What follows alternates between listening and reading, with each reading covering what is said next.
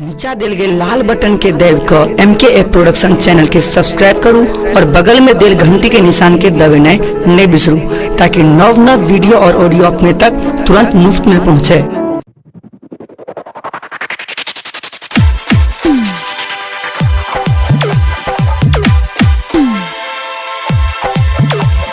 अपनी सब सुन रहल छी माँ कामाख्या फिल्म्स के शानदार प्रस्तुति।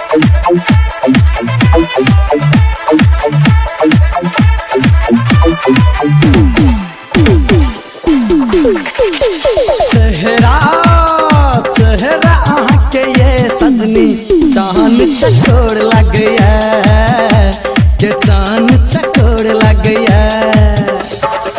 हाँ हाँ हाँ देखी देखी आहाँ के ई मुखड़ा मन में हिलोड़ मारिया के मन में हिलोड़ मारिया।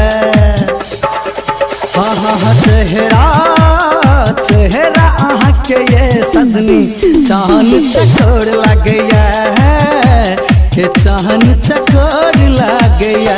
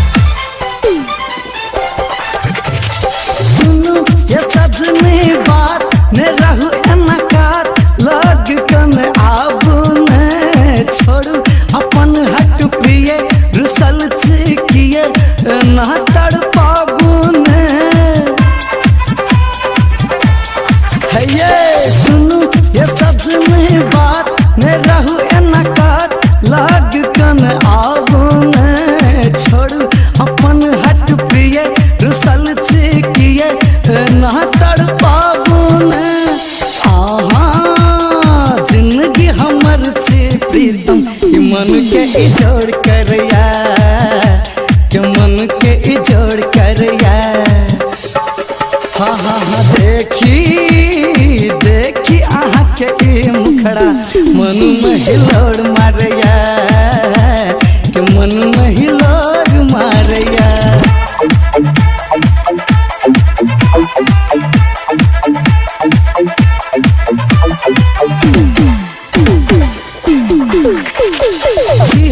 आहाँ के दीवाना जानैया जमाना अहूँ के मानो ने भेलौ आहाँ लल पागल रहै छी जागल ई हाल के जानू ने। हाँ छी हम आहाँ के दीवाना जानैया जमाना अहूँ के मानो ने भेलौ आहाँ लल पागल रहै छी जागल ई हाल के जानू ने। ये रूप आहाँ के ये सजनी दिल के विभोर करया के दिल के विभोर करया। हाँ हाँ हाँ देखी देखी आहाँ के ई मुखड़ा मन में हिलोड़ मारया ई मन में हिलोड़ मारया।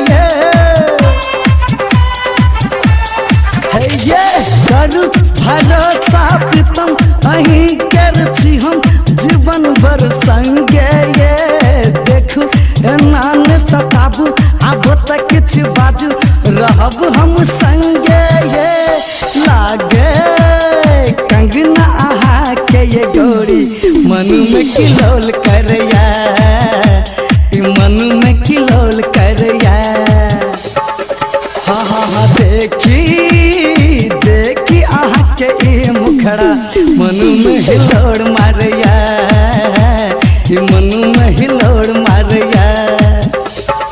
हाँ चेहरा चेहरा आहा के ये सजनी चाहन चकोर लग गया कि चाहन चकोर